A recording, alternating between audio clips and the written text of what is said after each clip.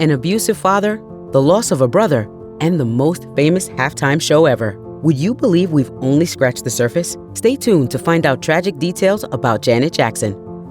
Janet Jackson was born on May 16, 1966 in Gary, Indiana. According to biography, Mom Katherine Jackson was a homemaker and talented singer-piano player in her own right, while Dad Joe Jackson worked as a U.S. steel crane operator. Music and faith were key parts of the Jacksons' family life, but while Janet has always seemed particularly close with her mother, the pop culture icon had a very different relationship with her father. Telling Marie Claire, "The sound of his car stopped us cold. We'd scatter like roaches, off to our rooms, ducking down low so as not to be visible through the windows. We didn't know what mood Joseph was bringing home." While Janet's late brother, Michael Jackson, often spoke out about Joe's infamous physical and emotional abuse toward him and his brothers, she revealed on Piers Morgan Live that her father once hit her when she was 8 years old.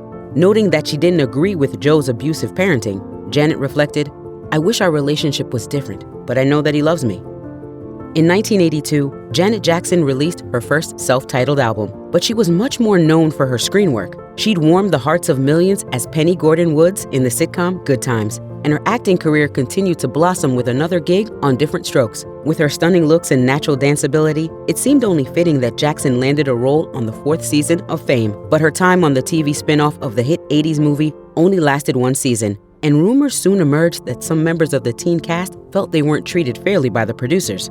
Though we can't confirm that allegation, Jackson candidly opened up about her experience during a 2012 interview with Anderson Cooper. I have to tell you, I didn't enjoy it at all. Why? I didn't want to be there. The singer spoke fondly of her castmates, but admitted that they would play pranks on her, such as smoking marijuana outside her bungalow and giving her a headache, or stealing her breakfast on set. Noting her secret marriage to James DeBarge at the time, she went on to say, "I was not in a great space. I was 18. I had gone through a lot in my life. I was going through a lot in my marriage, and it was very difficult on a kid."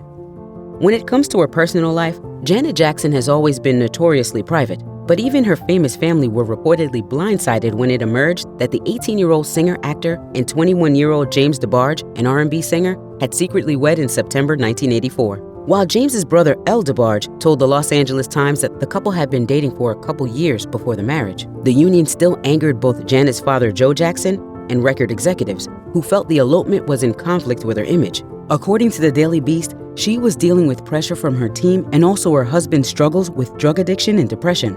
This pressure eventually led to Janet filing for an annulment in November 1985. However, rumors soon emerged that she was pregnant with their daughter and had given up the child for adoption. DeBarge himself added fuel to the fire by claiming on Growing Up Hip Hop in 2016 that there was indeed a secret child. However, in a 2001 interview with Vibe, Janet denied the allegation, saying, "They say the kid's in Europe or that one of my brothers or sisters is raising it. But no, I've never had a child." After her annulment from James DeBarge, Janet Jackson began dating her longtime friend, Renee Elizondo Jr. The future director and songwriter had found work as an assistant cameraman when he first met the youngest Jackson. At the time, she was around 15 or 16. Jackson secretly married Elizondo in 1991 and even chose not to inform her father. Elizondo went on to direct his wife in music videos like That's the Way Love Goes and Together Again. And in September 1993, the hitmaker appeared topless on the cover of Rolling Stone, with the hands of her husband covering her breasts. But by January 1999, the pair announced in a joint statement that they were to separate. This also marked the first time it was publicly confirmed they were legally married. Jackson's ex-husband later filed a spousal support lawsuit against her. The case was eventually settled for around $10 million in 2003. Jackson told Entertainment Weekly, "I wish we could have worked it out in a totally different manner. I really do. God knows I tried." In 1997, Janet Jackson released her 6th studio album, The Velvet Rope. The ever-evolving artist had shown fans her cutesy image with her debut and sophomore albums, but the tone of her 6th album was remarkably different. It spawned radio-friendly hits such as Got Till It's Gone and Together Again. But The Velvet Rope also revealed Jackson's longtime struggle with depression, which was touched upon in songs like Empty and I Get Lonely. Talking to Newsweek about the process of making the album, Jackson revealed, "I was very, very sad, very down. I couldn't get up sometimes. There were times when I felt very hopeless and helpless, and I felt like walls were kind of closing in on me." During a 2018 interview with Essence, Jackson further shared that factors like, quote, childhood feelings of inferiority and issues revolving around racism and sexism in society compounded her depression, but added that she, quote, found her way through it. By the early 1980s, the HIV/AIDS crisis began to spread around the world. The epidemic would affect every community and creed, killing millions over the next few decades, but also disproportionately impacted men in the gay community. For her part, Janet Jackson sadly lost friends to AIDS complications, but has long expressed public support for the LGBTQ+ community, including through her song Together Again off her 1997 album, The Velvet Rope. Donating some of the tune's proceeds to the American Foundation for AIDS Research in her ongoing support for their quest to find a permanent cure, Jackson opened up about the meaning behind her 8th #1 single, explaining, "I believe we have other lives.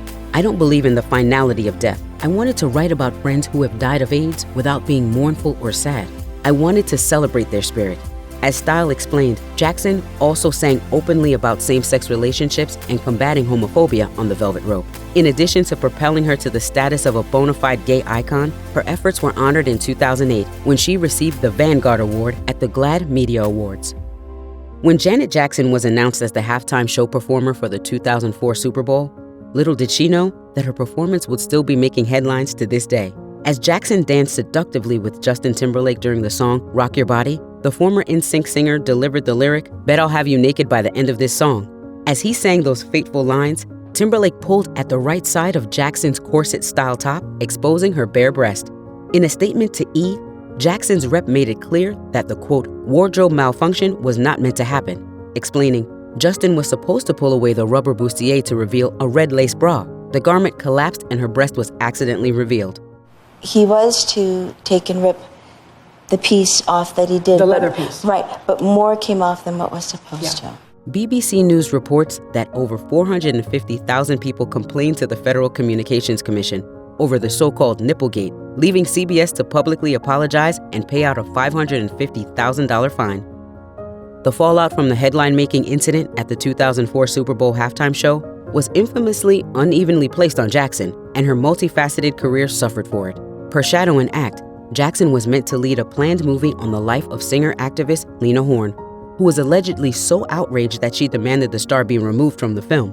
Meanwhile, according to HuffPost, former CBS chairman Les Moonves reportedly banned Jackson from the Grammy Awards that same year, but allowed Timberlake to perform at the ceremony following an apology. According to Rolling Stone, several radio stations and channels stopped playing Jackson's songs and music videos, which hurt the performance of her album Demita Joe. The woman who made a name and career for herself by churning out hit after hit for decades was basically blacklisted by the music industry. In 2021, Timberlake apologized to Jackson on Instagram, admitting that he didn't speak up about the double standard, adding, "I fell short in these moments," and benefited from a system that condones misogyny and racism. Janet Jackson has long been idolized worldwide for her strong physique and great smile, but the hitmaker sadly developed body dysmorphia during childhood, noting that she began to cope by overeating. Jackson told the New York Daily News in 1998, "I'd look in the mirror and hate myself. I'd sit and cry.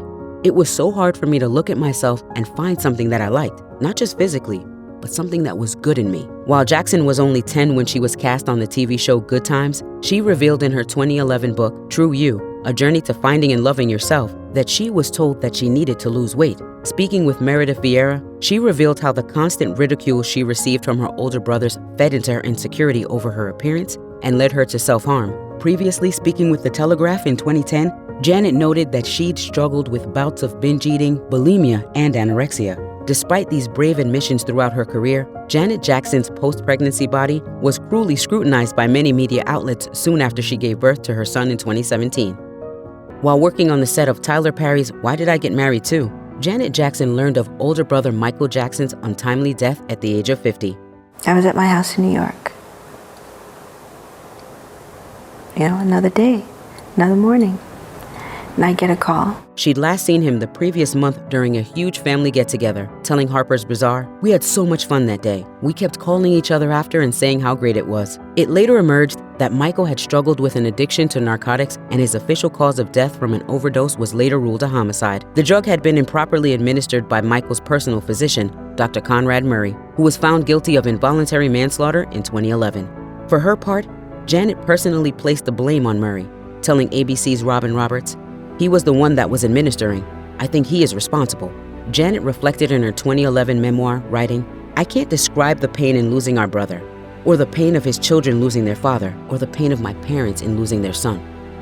After going through 2 difficult marriages and a heartbreaking split from her partner of 8 years, Jermaine Dupri, by 2009, Janet Jackson still longed for love and had hopes of one day becoming a mother. The following year, the singer-actor had a real-life meet-cute with billionaire businessman Wissam Almana. According to Page 6, the duo married 2 years later in a private ceremony and moved to London. But according to sources cited by the Daily Mail, cracks eventually started to appear in the union due to their alleged cultural differences. While this claim was later denied by Janet's brother, Randy Jackson, some of her prayers were answered in 2017 when the couple welcomed their first child together.